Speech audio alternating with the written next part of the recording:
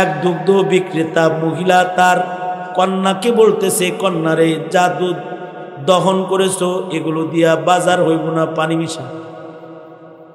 কন্যা বলতেছে, মা দুধে পানি মিশামু, উমর জানলে খবর আছে। মায় কয়, উমরের লোকজন কি এনে আছে নাকি? উমর কি ঘরে আছে নাকি? উমরের লোকজন আছে নাকি যে দেখবে আর উমর আমাদের ডেকে বিচার করবে? মিশাই দে। কিন্তু মেয়ের ইমান বড় মজবুত। মেয়ে বলছে, মা উমর নাই, কিন্তু রাজার রাজা আল্লাহর চোখ তো দেখতেছে, রাজার রাজা আল্লাহর সাংবাদিকরা তো লিখতেছে। আল্লাহু আকবার। মা অন্ধকারেও মিলাইতে পারো না। আশ্চর্য বিষয়, হযরত ওমর নিজেই দরজায় দাঁড়ায় দাঁড়ায় এগুলো শুনতেছে রাতের অন্ধকারে। সকালবেলায় হযরত ওমর, এই মেয়েটা বংশ কিন্তু দুধ বিক্রেতা গোয়ালিনী বংশ, কিন্তু ফাজফার বিজাতিদ দ্বীন, তার ঈমান দেখে, তার দিনদারি দেখে হযরত ওমর নিজের ছেলে দিয়া এই মেয়েটাকেই পুত্রবধূ করে ঘরে নিয়ে গেছে। আর ইতিহাস লেখে, এই ঈমানদারের ঘরেই জন্মগ্রহণ করেছে, এই ঔরসেই জন্মগ্রহণ করেছে উমরে সানি, উমর ইবনে আব্দুল আজিজ রহমাতুল্লাহি আলাইহি। উমর ইবনে আব্দুল আজিজ এই নারীর রক্তে জন্মগ্রহণ করছে। উমর ইবনে আব্দুল আজিজ রহমাতুল্লাহি আলাইহি হযরত উমরের ফটোকপি ছিলেন, এ কারণে ওনাকে বলা হয় উমরে সানি।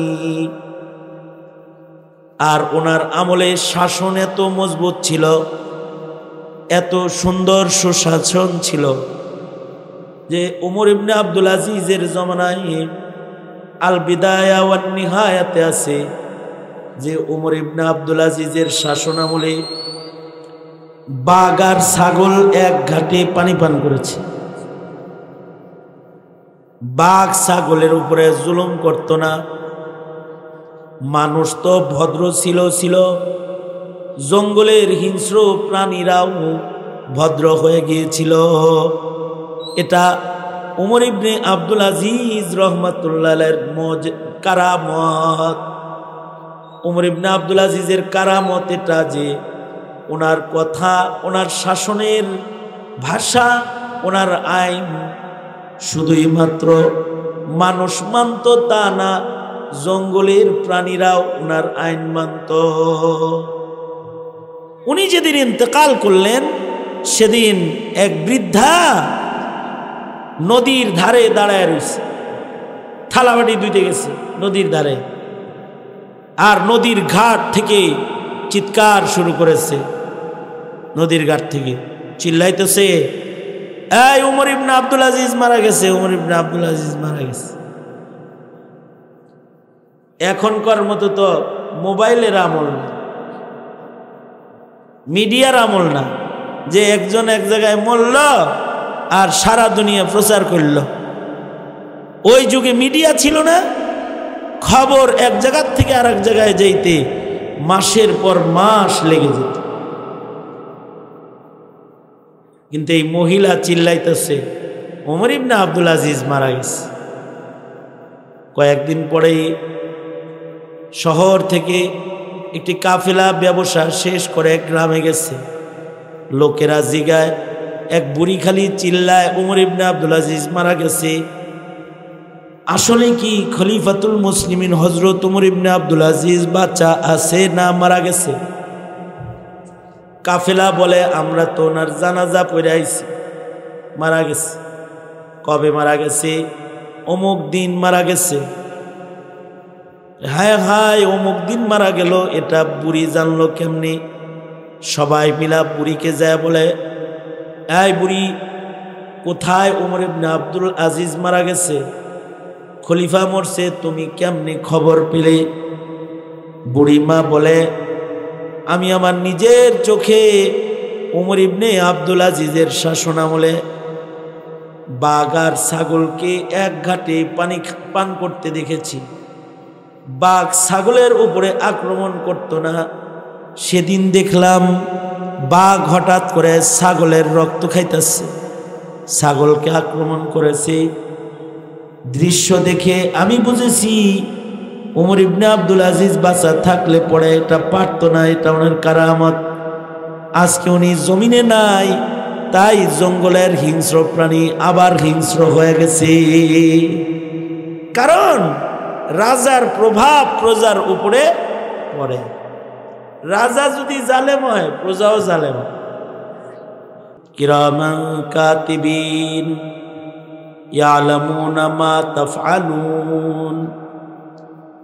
আমরা যা করি সব তারা জানে, সার্বক্ষণিক আমাদের সাথে থাকে, কিন্তু আমাদের সাথে কখনো দেখাও হয় না, আমরা অনুভবও করি না। ঘাড়ে আছে কিন্তু কোনো সময় বোঝা লাগে না আমাদের। লেখালেখি করতেছে, কাজও করতেছে। বিশ্বাস করা ঈমান। যদি কারোর বিশ্বাস হয় আর কেউ যদি পুখতা ঈমান ফিরিস্তার উপরে রাখে, তাহলে সে আল্লাহর জমিনের কোনো জায়গায় গুনাহ করতে পারবে না। কারণ ফিরিস্তা দেখে ফেলবে, এটার ছবি তুলে ফেলবে, তারা আল্লাহর সাংবাদিক, এরা ভিডিও করে ফেলবে। দুনিয়াতে যেখানে ক্যামেরা আছে ওই জায়গায় মানুষ যা তা করে না। যদি অফিসে লেখা থাকে সিসি ক্যামেরা নিয়ন্ত্রিত, তাহলে ওই অফিসে আকাম করে না। কারণ ক্যামেরায় ধরা পড়লে অপরাধ রেকর্ড হয়ে যাবে। শেখ হাসিনা 16 বছর ভয় দেখাইছে, ভিডিও ফুটেজ দেখে সব বাইর করবে। তার মানে রেকর্ড ভিডিওর একটা হুমকি ধমকি আছে। এই ধমকি হাসিনা দিছে খালি? এই ধমকি তো আল্লাহ 1500 বছর আগে দিছে। সাবধান, ইয়ালামুনা মা তাফআলুন। দুইজন আমার সাংবাদিক আছে, যা করো সব জানে, ধরে বেলাবো কিন্তু তোমার। আল্লাহ তাআলা 1500 বছর আগে এই ধমকি আমাদের দিয়েছে। তার মানে আমরা কয়বার সুবহানাল্লাহ বলছি, কয়বার আল্লাহর নাম নিছি, দুইজন শুনতেছে লিখতেছে। কয়টা মিথ্যা কথা বলেছি তাও একজন লিখতেছে। কয়দিন মাহফিলে বসে বয়ান শুনেছি, কষ্ট করেছি আল্লাহর জন্য, কয়েক ঘন্টা করেছি তাও লিখতেছে। কয়দিন দুনিয়ার কাজ করেছি, গুনাহগাতা করেছি তাও লিখতেছে। জিন্দেগির কোনো কিছু লেখা বাদ নাই। আমাদের একটা আমল নামা তারা রেডি করতেছে, যে আমল নামা দিয়া আমাদের বিচার করা হবে।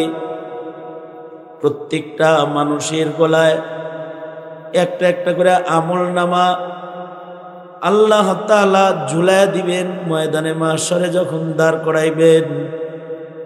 অকুল্লা ইনসানিন আলজামনাহু তাইরাহু ফি উনুকিহি ওয়া নুখরিজু লাহু ইয়াউমাল কিয়ামাতি কিতাবান ইয়ালকাহু মানশুরা।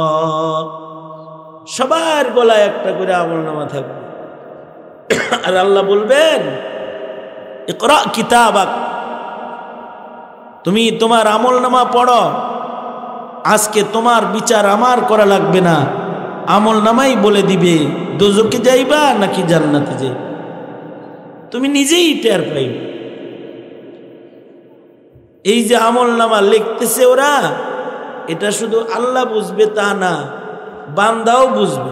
দেখা আশ্চর্য হবে বান্দা, মা লিহাদাল কিতাব, এটা কেমন আমলনামা রে, ছোটখাটো আকাম করছি এটাও ছাড়ে নাই রে, আর ছোটখাটো নেকি করছি ওটাও ছাড়ে নাই রে, এটা বলতে থাকবে। কারণ বান্দারা আমলনামা নিয়ে যখন দাঁড়াবে, আল্লাহ বান্দাদেরকে যখন বলবে ইকরা, এই বান্দা পড়ো, সাথে সাথে সব বান্দা শিক্ষিত হয়ে যাবে। আল্লাহ কাউরে শিক্ষা দিতে, বুঝ দিতে, আল্লাহ তাআলা কাউকে অলৌকিক জ্ঞান দিতে কি কোনো মানুষের মাধ্যম লাগে? নবীদের আল্লাহ তাআলা মানুষের মাধ্যম ছাড়া জ্ঞান দিছেন নাই? পশু পাখি পাক পাখালি ওরা কোনো কলেজে পড়ে না, কিন্তু ওদেরও কিছু জ্ঞান বুদ্ধি আছে না নাই? দেয় কে? জোরে বলেন। হাঁসের বাচ্চা মুরগির নিচে জন্মাইছে, কিন্তু ওর জাগা পানিতে, এ জ্ঞান ওরে কে দিছে? ওর খাবার পানির নিচে, এটা ওরে কে শিখাইছে? কোনো স্কুলে ভর্তি হওয়া লাগছে? কারোর কাছে শিখা লাগছে? পশু পাখিকে আল্লাহ তাআলা অলৌকিক অলৌকিক জ্ঞান দান করেন। যদি কিছু জ্ঞান আল্লাহ ওদের না দিতেন তাহলে ওরাও বড় হইতো না, ওরা চলতে পারতো না। যেমন হায়াতুল হাইওয়ানে আছে অলৌকিক জ্ঞানের কথা, যা পশু পাখিকে আল্লাহ দিয়েছেন। যেমন কবুতর, আমরা কবুতর পালি। কবুতরের একটা বৈশিষ্ট্য হলো, কবুতর যখন বাচ্চা দেয়, বাচ্চা ডিম থেকে বের হওয়ার পরে 3 দিন কবুতর এই বাচ্চাকে পাহারা দেয়, লাগাতার 3 দিন। এই 3 দিনের ভেতরে কবুতর বাচ্চা থেকে 1 সেকেন্ডের জন্য আলোক হয় না, কাছে থাকে। এই 3 দিন কবুতরে কি করে? দুধ খাওয়ায়। কথা কান নাকি? কবুতরের দুধ আছে তো, স্তন আছে না?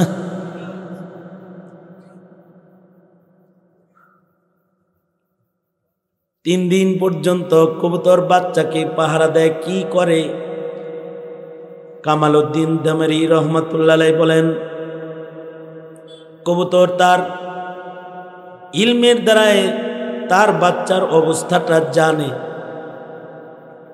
আমরা বাচ্চার জ্ঞান জানি না। ডাক্তারে মেশিন ফিট করে কয় হার্টে সিরিয়াস, তারপরে জানি।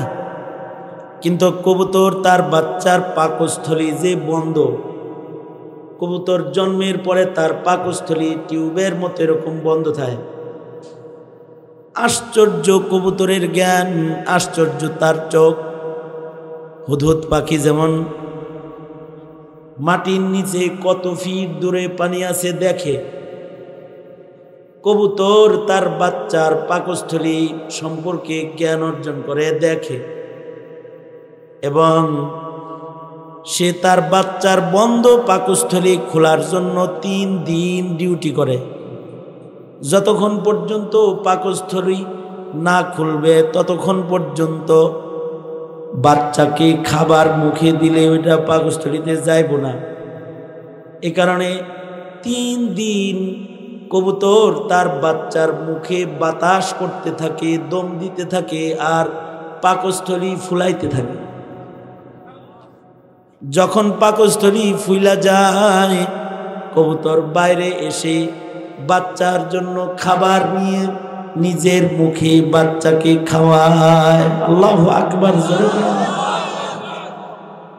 এই যে কবুতর জ্ঞান অর্জন করল কোন প্রফেসরের কাছে? কোন স্কুলে, কোন কলেজে, কোন শিক্ষকের কাছে? কবুতরকে এই জ্ঞান দান করেছেন কে? জোরে বলেন। বাছুরে আল্লাহ তাআলা জ্ঞান দান করে, বাচ্চাকে আল্লাহ তাআলা জ্ঞান দান করে। ছাগলের বাচ্চারে জ্ঞানটা কত চমৎকার জ্ঞান! আই তোর মা কিন্তু তোর জন্য কিছু দুধ ভিতরে আটকায় রেখে দিছে, ওগুলো তালা মারা আছে, তোরা মুখ দিয়ে গুতা দিলে তালাগুলা খুলে যাবে, তুই চোষণ দিলে খুলে যাবে। এ কারণে বাচ্চা মায়ের স্তনের মধ্যে মুখ দিয়া গোতা দেয়, গোতা দিলে আবার স্তন দুধ দিয়ে ভরে যায়।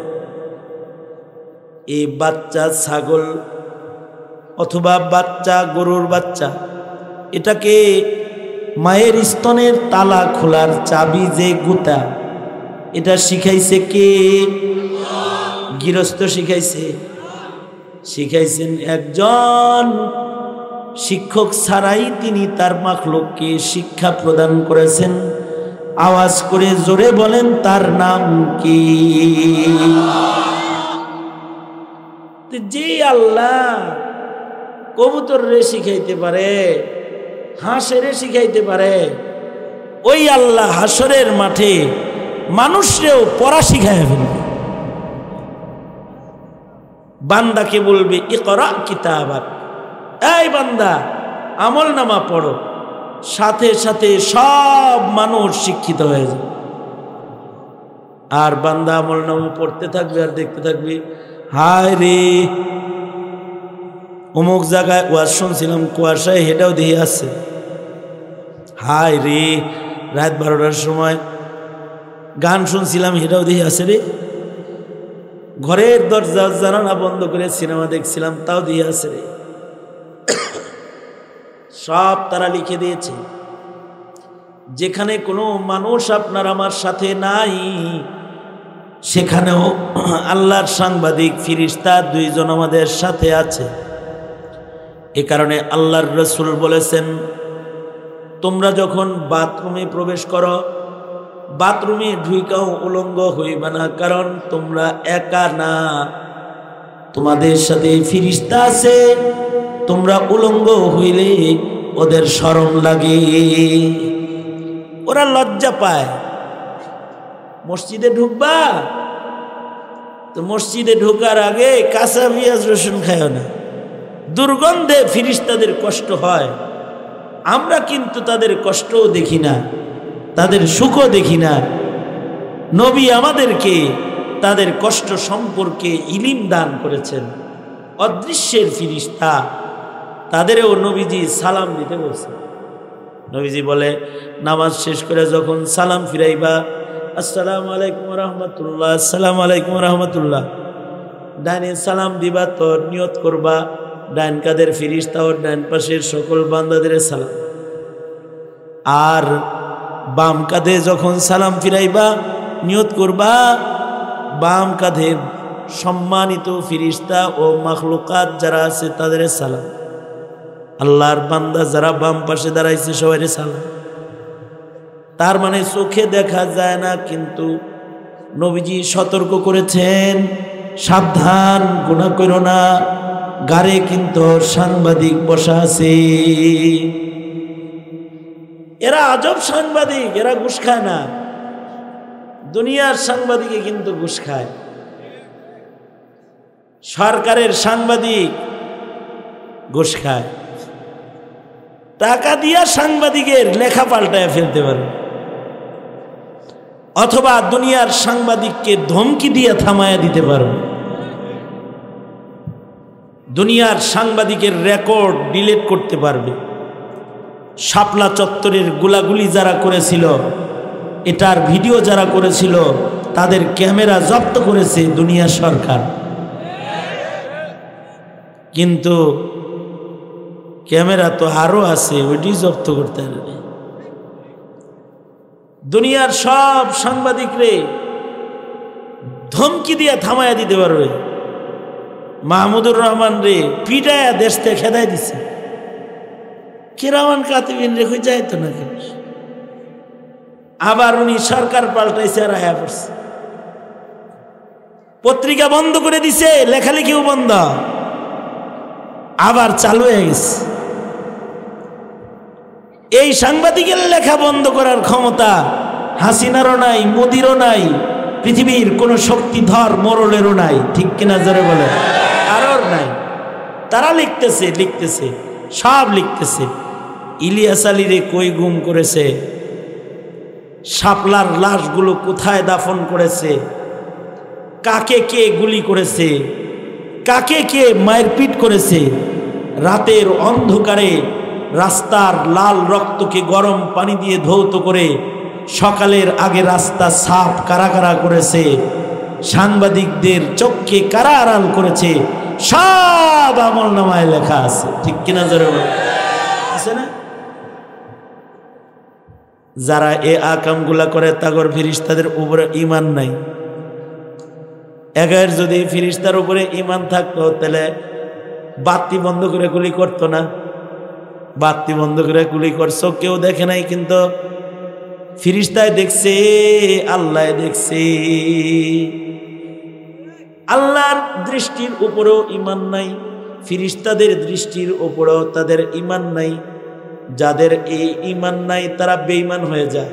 এ কারণেই ছোটবেলায় মক্তবে বাচ্চাকে পড়ানো হয় আমানতু বিল্লাহি ওয়া মালাইকাতিহি ওয়া কুতুবিহি ওয়া রুসুলিহি ওয়াল ইয়াউমিল আখিরি ওয়াল কদরি খাইরিহি ওয়া শাররিহি মিনাল্লাহি তাআলা ওয়াল বাসি বাদাল মাউত।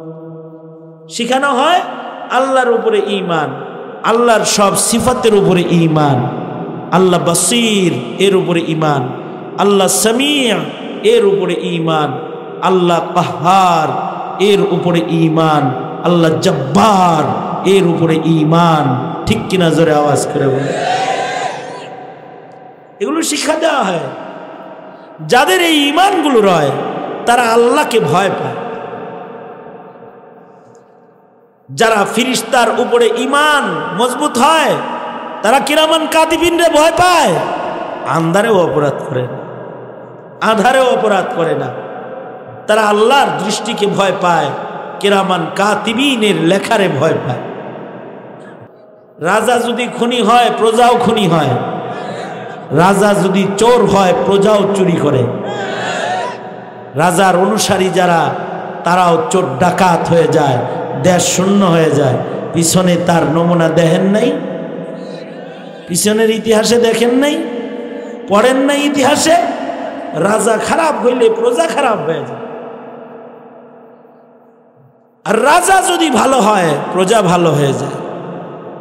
রাজা মুত্তাকি তো প্রজা মুত্তাকি। শুধু প্রজা মুত্তাকি না, জঙ্গলের প্রাণীরাও মুত্তাকি হয়ে যায়। আল্লাহু আকবার জোরে করে বলেন। রাজার প্রভাব প্রজার উপরে না, শুধু প্রাণীর উপরেও পড়ে, মানুষের উপরে না, খালি জঙ্গলের প্রাণীর উপরেও রাজার কর্মকাণ্ডের প্রভাব পড়ে।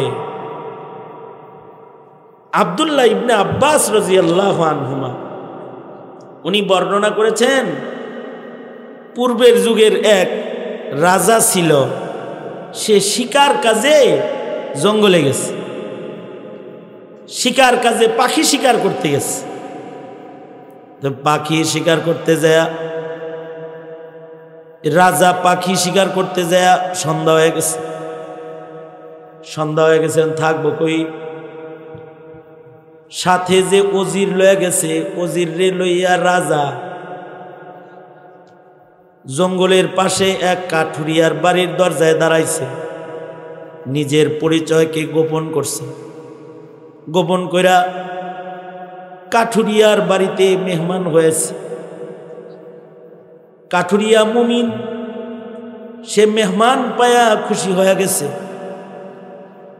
কাঠুরিয়া এই মেহমানদেরকে মেহমানদারি করবে বসে আছে। সন্ধ্যার সময় রাজা দেখতেছে কাঠুরিয়ার গরুর পাল ঘাস খেয়ে বাড়ি এসেছে।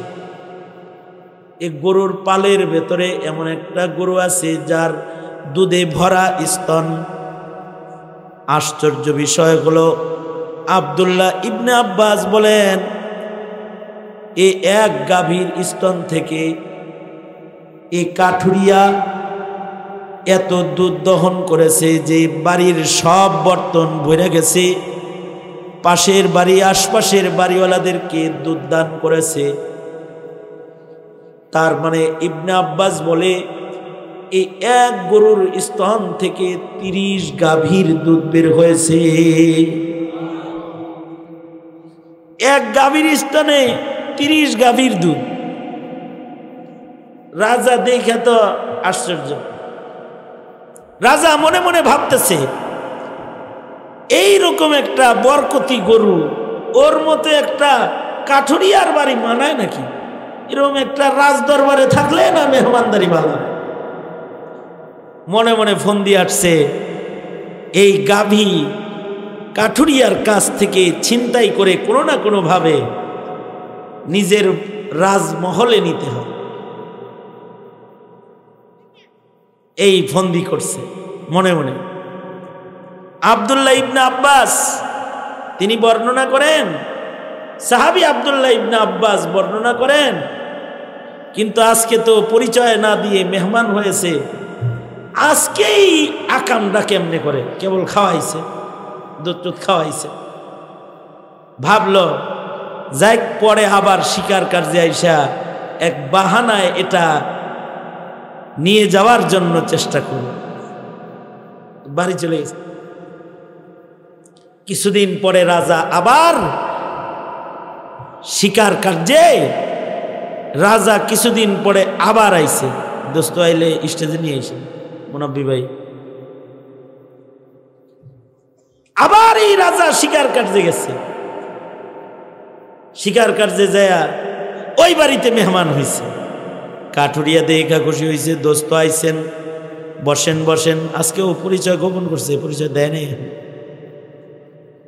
অপেক্ষা করতেছে সেই বরকতি গাভীটা আছে না আবার বাঘে খায়া লাইছে, জঙ্গলে ঘাস খাইতে যায়, ওটা আবার গুম হইল কিনা। সন্ধ্যাবেলায় দেখে গরুর পাল বাড়ি ঢুকেছে, গাভীটাও আছে। রাজা মনে মনে খুশি হয়েছে, কিন্তু কাঠুরিয়া তার গরুর স্তন দুধ দহন করে, কিন্তু দুধ বাইরে না, দুধ শুকায়া গেছে, মাত্র 1-1.5 কেজি হয়েছে। বাদশাহ বলে, ও কাঠুরিয়া ভাই, এ গাভীটা কি তোমার ওই গাভী নয় যে গাভীর থেকে 30 গরুর দুধ 1 সপ্তাহ আগে বের হয়েছে? কয় জি দোস্ত, এটা তো সেই গাভী। বাদশাহ বলে, 30 গাভীর দুধ শুকায়া 1 কেজিতে 2 কেজিতে আইলো কেমনি? কাঠুরিয়া বলে, রাজ্যের বাদশাহ মনে হয় কোনো জুলুম শুরু করছে, তার জুলমের কারণে বরকত নষ্ট হয়ে গেছে। রাজা যদি জালেম হয় তাহলে কিন্তু বরকত নষ্ট হয়ে যায়। বাদশাহ শরম পাইছে, আজকে পরিচয় আরো গোপন করছে, আজকে তো আর এই কথা কখনই দেব না, আমি রাজা। শরম পেয়ে বাড়ি চলে গেছে। বাড়ি যাইতেছে আর মনে মনে ভাবতেছে, আয় আল্লাহ, জুলুম করি নাই, কেবল জুলুমের নিয়ত করছি, তাই গরুর স্তন শুকাইছে, আর যদি জুলুম করি তাই তো গরুই মরে যাবে। বাদশাহ মনে মনে ভাবতেছে, হায় রে, এখনো জুলুম করি নাই, নিয়ত করছি, তাই দশা। বাদশাহ আব্দুল্লাহ ইবনে আব্বাস বলেন, বাদশাহ শরম পায়া তাড়াতাড়ি তওবা করছে, আয় আল্লাহ, জালেম হবো না, জুলুম করা তো দূরের কথা, জুলুমের নিয়ত করবো না। বাদশাহ তওবা করে ফেলেছি। এভাবে কিছুদিন তওবার পরে অতিক্রম করেছে। এবার বলে, বাদশাহ মনে মনে ভাবতেছে, আব্দুল্লাহ ইবনে আব্বাস বলে, বাদশাহ মনে মনে ভাবতেছে, তওবা করলাম, আমি তো ভালো হইলাম, কি প্রজা ভালো হয়েছি, গরু ভালো হয়েছি, একটু দেখা দরকার। আবার কয়েকদিন পরে আবার শিকার কার্যে গেছে, যা দোস্তর বাড়ি উঠছে, যা বৈশা রয়েছে, রাত্রি যাপন করবে বলে। সন্ধ্যা বেলায় দেখতেছে আবার এই কাঠুরিয়ার গরুর পাল বাড়ি আসছে। বাদশার তো খালি নজর হেই গরুর দিকে, গরুর পাল তো আসছে, ওইটা আইসে নিতে দেখে যে ওইটা আইসে। দোস্তরে বলতেছে, তাড়াতাড়ি দুধ দহন করেন, সারাদিনের না খাওয়া কিছু খাওয়ান। কাঠুরিয়া তাড়াতাড়ি বর্তন এনে দুধ দহন করা শুরু করছে। সুবহানাল্লাহ বলার লেগে রেডি হয়ে বহেন, আগে করেন না, খারান খারান খারান, আগে করেন। কেবলই দুধ দহন করতেছে, দেখে দুধের জোয়ার আর জোয়ার। আবার এই 1 গাভীর থেকে 30 গরুর দুধ বেরিয়েছে। বাদশাহ বলে, কাঠুরিয়া ভাই, এটা কি হেডা না যেটা শুকায় গেছিল? জি বাদশাহ, এটা ওই গাভীটাই আবার বরকত শুরু হয়েছে। বাদশাহ বলে, এটা কেমনে হইল? কাঠুরিয়া বলে, রাজ্যের বাদশাহ মনে হয় ইনসাফ শুরু করেছি। এ কথা বলার পরে বাদশাহ বলে, ও কাঠুরিয়া ভাই, বরকত বন্ধ হওয়ার জন্য জুলুম করা লাগে না, আর বরকত চালু করার জন্য ইনসাফ করাও লাগে না। ইনসাফের নিয়ত করলেও বরকত হয়, জুলুমের নিয়ত করলেও বরকত নষ্ট হয়ে যায়। তোমার সামনে পরিচয় গোপন করে যে দাঁড়ায় রয়েছে, বন্ধু পরিচয় আমি দাঁড়িয়েছি, আমি এই রাজ্যের বাদশাহ, মনে মনে তোমার গরুটা দখল করার নিয়ত করছিলাম, মহান আল্লাহ নারাজ হইয়া বরকত বন্ধ করে দিয়েছে। আমাদের দেশে যখন যারা রাজা হয় আর ক্ষমতায় আসে, তারা জুলুম করার নিয়ত করে। একদিন আওয়ামী লীগের দহলে ছিল, বিএনপির দহল, চাঁদাবাজি, টেন্ডারবাজি, দখল, জমি দখল, দোকান দখল, বাজার দখল, মার্কেট দখল, এমনকি পাবলিক টয়লেটের চাঁদা দখল।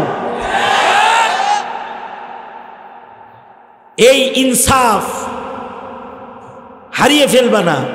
জুলমের কারণে জালেমের পরিণতি কি, এটা মাঝে মধ্যে একটু চায়া দেখো।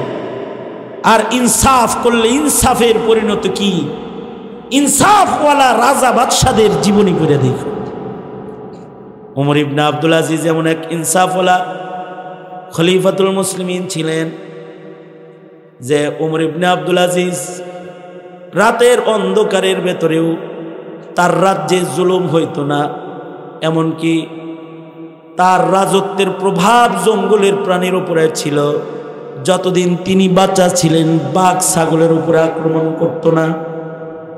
আর এই খলিফা জন্মগ্রহণ করেছিলেন এমন একজন মুত্তাকি মায়ের রক্তে, যে অন্ধকারের ভেতরেও আল্লাহরে ভয় পায়, গুনাহ করে না। আমাদের বংশ নষ্ট হইতেছে কেন? আমাদের প্রজন্ম এখন নাস্তিক, মুরতাদ, বেঈমান হয়ে যাইতেছে। এর কারণ হলো আমাদেরও তাকওয়া নাই, আমাদের প্রজন্মেরও তাকওয়া নাই। আমরা না আল্লাহরে ভয় করি, না ফিরিস্তার লিখনিরে ভয় করি। ফিরিস্তার আমল নামার লিখালিখি যারা ভয় করবে, বিশ্বাস করবে, এরা এত আকাম করতে পারবে না। এ কারণে সন্তানকে এই ঈমানগুলো শিখান। ফিরিস্তা আছে, হে সন্তান, গোপনেও কিন্তু গুনাহ করো না, ঠিক না বেঠিক? গোপনেও অপরাধ করো না, কারণ সব তোমার জিন্দেগি আন্ডার রেকর্ড। আমল নামার ভেতরে সব রেকর্ডিং হইতেছে, ময়দানে মাহশারে বিচারে তুমি দাঁড়ায় যাও। এই ঈমান উলামায়ে কেরাম শিখায়, আমরা জাতিকে এই ঈমান শিখাই যে আল্লাহ বিশ্বাস করো, আল্লাহ বাসির, আল্লাহ সামির, আল্লাহর সিফাতের উপরে ঈমান আনো, নবী বিশ্বাস করো, কিতাব বিশ্বাস করো, ফিরিস্তা বিশ্বাস করো। এগুলো আমরা বলি, আমরা এটা বলি। এটা যারা আমাদের মুসলমানের মাটিতে কাদিয়ানিয়ার নাস্তিক্যবাদ আর ইহুদিয়াত আর নাসরানিয়াতের চাষাবাদ যারা করতে চায়, তাদের এগুলো ভাল লাগে না। তারা এই আলেমদেরকে জেলখানায় নিয়ে যায় কেন? আলেমরা কি কারোর চেয়ার নিয়ে টানাটানি করছে নাকি? আলেমরা তো জাতিকে ঈমান শিখাইছে, জাতিরে কেরামান কাতিবিন শিখাইছে, জাতিকে আল্লাহ শিখাইছে, জাতিকে শেষ নবীর পরিচয় শিখাইছে। এটা করছে, জাতিকে তার সৃষ্টির উদ্দেশ্য কি এটা বলেছে, যে তোমাকে এমনি বানায় নাই, তোমার আওয়ামী লীগ করার লেগে আর বিএনপি করার লেগে বানায় নাই, তোমার ইবাদত করার লেগে বানাইছে। এগুলো বুঝাইছে। এইটাই আলেমের অপরাধ। এদেশের আলেমরা জেলখানায় বন্দী হয়েছে, আলেমদেরকে হত্যা করা হয়েছে, আলেমদেরকে মামলা দিয়ে সারা বছর হয়রানি করা হয়েছে। কারা করল? নাস্তিক, মুরতাদ এর দোসর যারা, তারা করেছে। হিন্দুত্ববাদ যারা মুসলমানের মাটিতে প্রতিষ্ঠা করতে চায়, তারা করেছে। এই জুলুম আল্লাহ বরদাস্ত করে নাই।